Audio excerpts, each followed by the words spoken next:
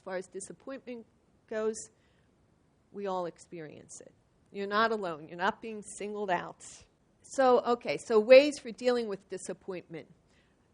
At your institution, know when to speak up and when to just suck it up. Because we're all going to endure it. So pick your battles. And if you do want to say something to a university administrator or an administrator in the research facility where you are, make sure that you have a suggestion for how you might change things. Don't just complain about the plan as it is. Then make sure that your concern is based on your needs and not just on your feelings. And then, of course, before you say anything, think about what the situation from a broader perspective. Actually try to think about it from the perspective of the department chair or the dean or the institution. Okay? Then emphasize, make sure that your suggestion for change helps the group as a whole.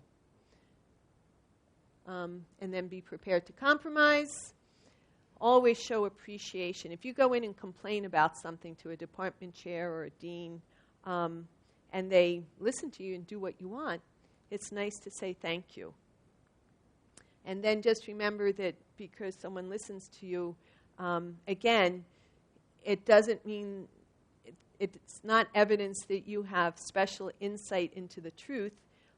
It means that you were right in that case, but continue to pick your battles carefully. These last two questions really are about, if you get in a bad situation or something's not going right, how do you actually negotiate that or change that within your department or within your school? As a wise old dean once told me, in the world of business, it's dog eat dog. In the world of academia, it's just the opposite. Well, on a more positive spin to that, I think it's about self-advocacy. I think that's what this is about. Were you going to? No, keep going. Yeah. So these questions, actually the last three in some sense, are really saying, okay, I came in 2011, I got a lab, I negotiated all that space, and in 2013 the next guy walks in and he's got a phenomenal lab. What did he do that I did not do, and now he has all the lab space? And I think this happens a lot, and at the first level I think you have to make sure for yourself that it's not you, it's the deans and chairs are dealing with budget constraints and space constraints, so none of this had to do with you. Maybe that's most likely the Occam's razor reason, but maybe that's not the case, and you do feel like you've been shortchanged there. You should be able to go back to your chair and articulate your concerns about not having enough space or resources to get your work done. It's all about getting your work done. It's not about what the square footage of your lab is. It's about saying, this space is not enough for me, and I need to get my work done. And I see that you have accumulated resources to give other people the space they need.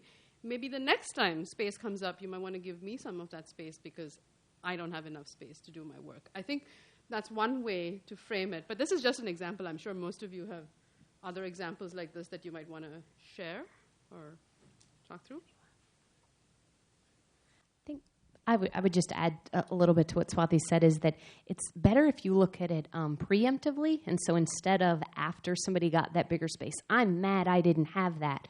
And instead, what could you have done to, and that's what I think she was saying, is what could you have done beforehand so that somebody knows what your needs are, as opposed to then being upset that the new baby got something better than you did. I was going to say something very similar to that. But space is a premium at every university, I think. And at Northwestern, we're pretty lucky. We all have pretty big labs. But truly, the only way to increase your lab space there is to get grants. And then you negotiate, or you get another position someplace, and you negotiate. You say, well, we're going to keep you, but if I say, what do you want? And then you might get a bigger lab. So it's really a tough situation. I don't know if other people can speak about that in terms of their own university, but it is not an easy thing because space is a premium and money talks. If you have money, you get it. And if you get another position and they think you're wanted elsewhere, then you might get a bigger lab. So if you're applying for the grant, and part of the grant is that your university says that they support you, but they aren't going to give you the space until you get the grant, so then you have to negotiate to get the space. How do you, it seems very circular to me. Like, the university is saying they're going to support you, but then once you get the grant, you're like, oh, but wait, you said you were going to support me, and now I'd like more space, please. Well, the home institution is actually, they have to give you. You could go to the NIH, you can go to the Office of Research. They really do have, if they accept the money from the NIH, they have to provide you with the resources to do the work. However, that's very subjective in terms of, somebody says, I think you can do that in, 3 square feet. But in any case, that's a negotiation that goes on between the Office of Research and the granting agency, and they have to provide space. So I have a question for Cynthia in terms of if you get another offer in terms of another institution that might help you get more space.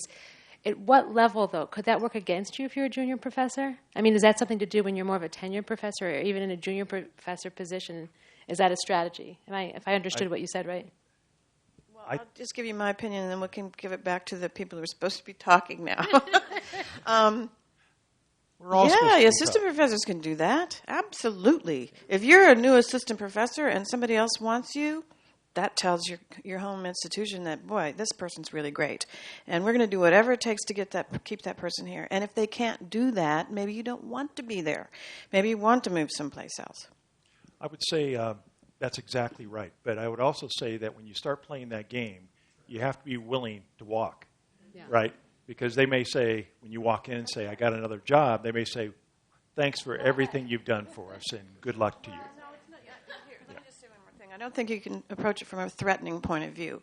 But you go to your dean, you go to your chair first, then go to the dean, and tell them that you have another offer. And they can do whatever they want to do with it. That's all I'm saying. You have another offer, period. You're not saying, oh, I have another offer, and if you don't give me X, Y, and Z, then I am leaving. No, I wouldn't. Well, that's not the way to do it. But you'd wait to see whether or not they come back with something. And some universities might not be able to do that, even if they do really value you.